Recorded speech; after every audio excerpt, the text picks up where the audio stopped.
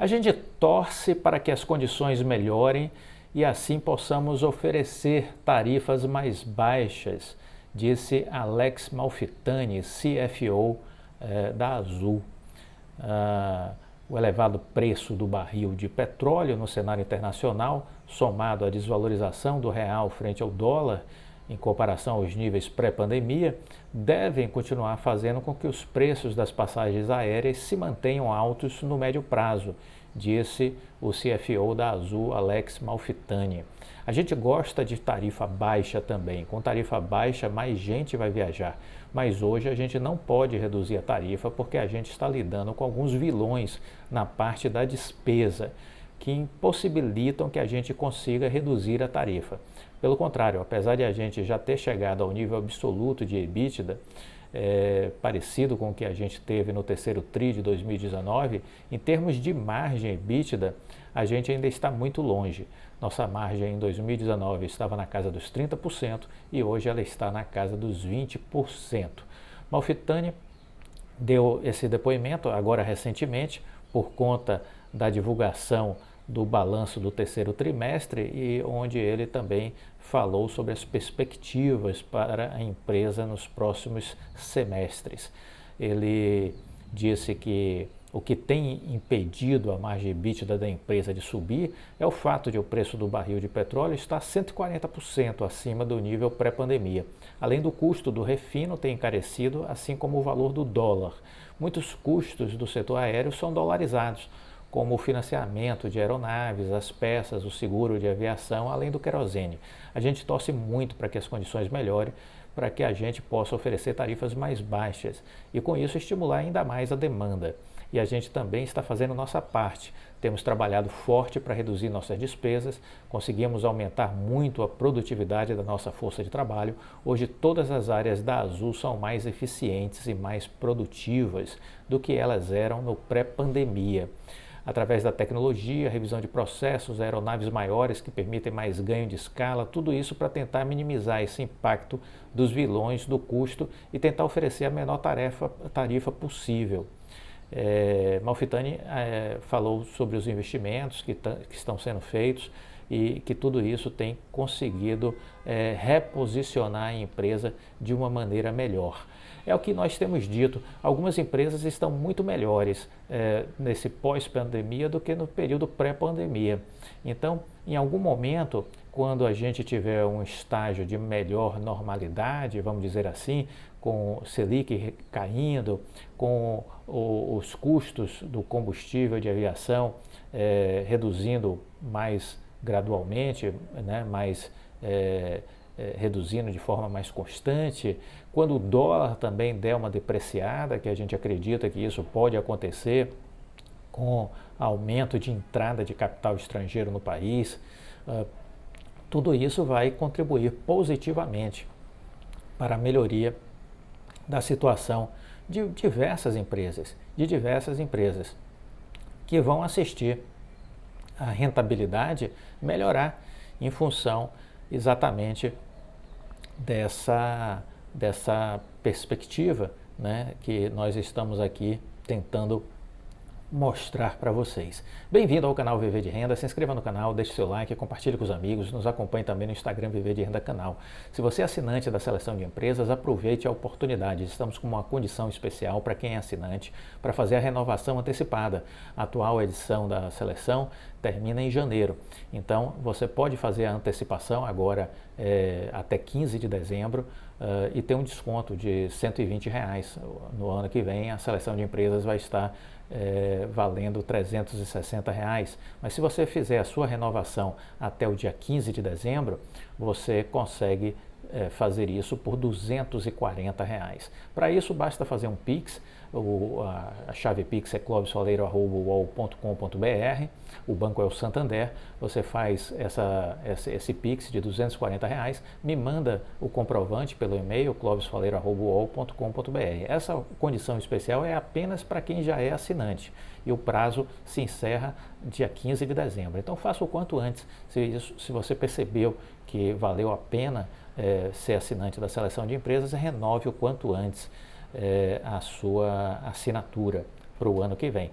A seleção, que é um estudo que nós fazemos, uma leitura de cenários macroeconômicos sobre a China, sobre a Europa, sobre o Brasil, sobre os Estados Unidos e também um compartilhamento de ações que eu tenho em carteira, ações que eu estou estudando, para que vocês então entendam o meu racional, as minhas estratégias, as minhas reflexões sobre essas empresas que eu acredito que têm potencial de valorização por longo prazo. Deste modo, isto tenho certeza que pode ser mais um instrumento para a sua tomada de decisão, para a sua construção de estratégia de investimento. Esse é o propósito desse trabalho que a gente faz e que oferece a vocês. Muito bem, vamos falar um pouco sobre os Estados Unidos. O consumo lá nos Estados Unidos vem se demonstrando resiliente, né? E aí o Bank of America disse que é provável que a recessão que está se desenhando nos Estados Unidos seja uma recessão moderada, o CEO do Bank of America, o Brian Moynihan, ele fez declarações otimistas agora no início de novembro.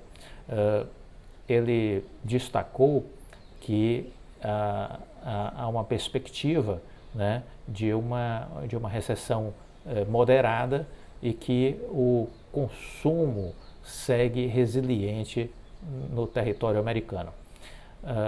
O consumo disse ele, o consumo está se saindo muito bem até agora, sobretudo em dois aspectos. Primeiro, você tem poupanças disponíveis em níveis mais altos que o normal nas contas bancárias. Os americanos acumularam muito dinheiro nos bancos quando a economia se fechou durante a pandemia e receberam auxílios econômicos. Por isso esse colchão. Eu já falei sobre isso aqui. Lembra? Comenta aqui se vocês se lembram dessa minha fala, que existe uma camada de gordura que as pessoas fizeram durante a pandemia. As pessoas de classe média e classe alta fizeram isso, gastaram menos, né? Houve muitas restrições com relação a viagens e tudo mais, e as pessoas receberam recursos também. Então acabaram fazendo uma economia, né? Então existe uma camada de gordura para ser gasta aí nesse ano de 22, no próximo ano de 23, né? Então é disso que se trata, né? Então ele disse, tivemos um grande aumento na oferta de dinheiro nos bancos, que só agora começa a diminuir. Por isso há uma almofada de poupança para lidar com a inflação. Essa almofada está encolhendo um pouco, mas ainda está lá.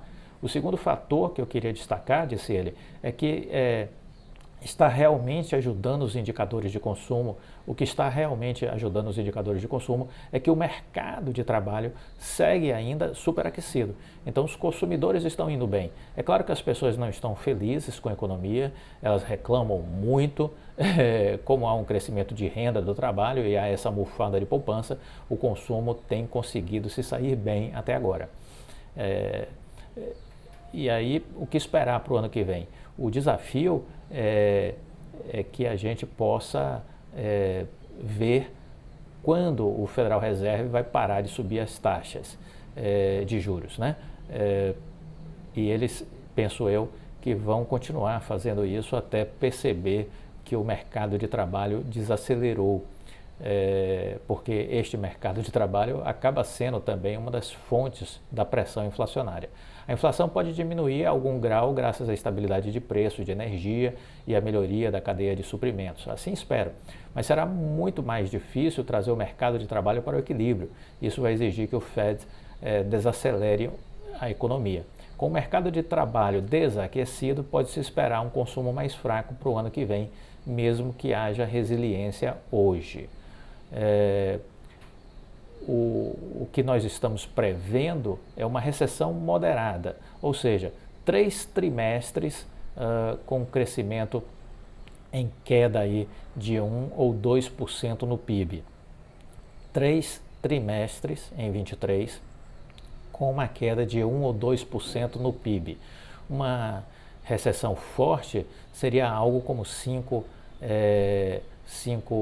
trimestres de crescimento negativo, com quedas de 2 a 4% no PIB. Nós não trabalhamos com este cenário, né?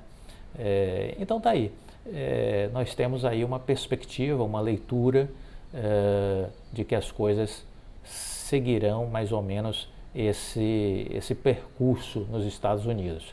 Há uma estimativa de que a taxa de juros chegue aí entre 4,75% e 5%. E temos ainda aí um caminho a ser percorrido, né? Então, continuemos olhando o que acontece nos Estados Unidos, porque é o principal motor do mundo, vamos dizer assim, é os Estados Unidos, considerando aí, inclusive, a sua relevância do ponto de vista de investimentos, de bolsa de valores. Boa parte dos recursos são transacionados nas bolsas americanas, né? Então vamos ficar atentos ao que acontece por lá. Para fechar esse vídeo, eu queria dizer o seguinte: a PetroRio também apresentou seus resultados foram positivos, né? Houve uma alta de 733% no lucro líquido do terceiro trimestre de 2022. 733% de alta no lucro líquido no terceiro tri, né? Além disso, a empresa apresentou o menor lift cost de sua história e foi beneficiada pela alta expressiva da cotação do petróleo. A PetroRio, né, hoje PRIO, ela divulgou seu balanço no final aí de outubro, né, e ela registrou um lucro líquido de 154 milhões de dólares, uma alta de 733% em relação ao mesmo período do ano anterior. A receita total da petroleira ficou em 378 milhões de dólares, uma alta de 111% em relação ao mesmo período de 21. A PRIO realizou a venda de 3,8 milhões de barris, volume 55% maior do que a registrada no terceiro TRI de 21. Tudo isso contribuiu significativamente com o aumento da receita da companhia. O lucro antes dos juros, impostos e depreciações e amortização subiu 161% na comparação com o mesmo período do ano anterior, alcançando 293 milhões de dólares. O caixa líquido da PRIO foi de 937 milhões de dólares, então estamos falando aí cerca de 5 bi em caixa, né? De janeiro até março, a PRIO vendeu aproximadamente 2,8 milhões de barris de petróleo, registrando um recorde de produção média. O lift cost, ou seja, os custos de operação e manutenção de poços petrolíferos da antiga PRIO, da antiga PetroRio, hoje PRIO, caiu para 9,5 dólares por barril.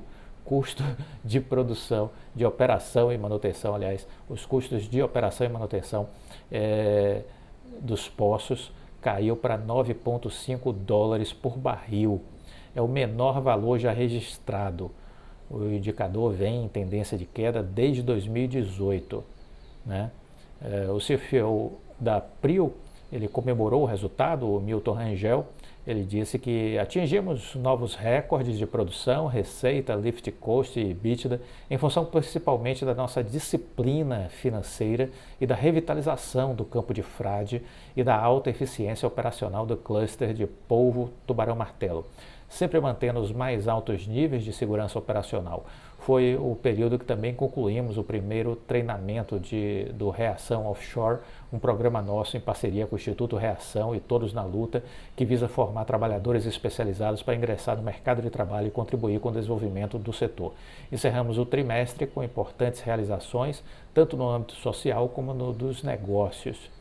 Ele destacou que ao longo dos últimos 3 meses foram realizados muitos projetos que aumentarão a capacidade produtiva da PRIO, como a conclusão da primeira fase do plano e revitalização do campo de frade, que já representou um aumento de 37% na produção da petrolífera. Rangel comentou sobre os processos finais de entrada da PRIO no campo de Albacora Leste, salientando como a última passagem burocrática a ser resolvida é a autorização da Agência Nacional de Petróleo. Com relação ao lift cost, ele disse que com essa operação de Albacora não deverá ter nenhum ajuste, vamos dizer assim, de aumento, né? Pois o custo de extração da estatal petrolífera atualmente está por volta de 15 dólares por barril. Todavia, segundo ele, deverá diminuir progressivamente, como foi feito com as outras operações da PRIO, que se destaca pela gestão e se destaca pela eficiência, né?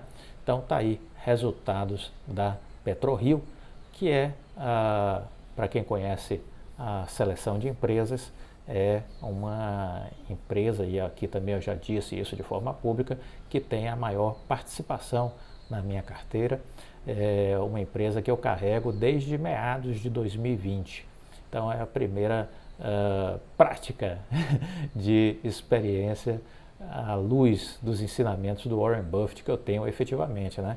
Então é uma empresa que já caminha aí para o terceiro ano de carrego, vamos dizer assim, na minha carteira. E não estou arrependido, muito pelo contrário, tem me dado muitíssimas alegrias. Gostou do vídeo? Deixa o like, compartilhe com os amigos. Fique com Deus e até a próxima. Tchau!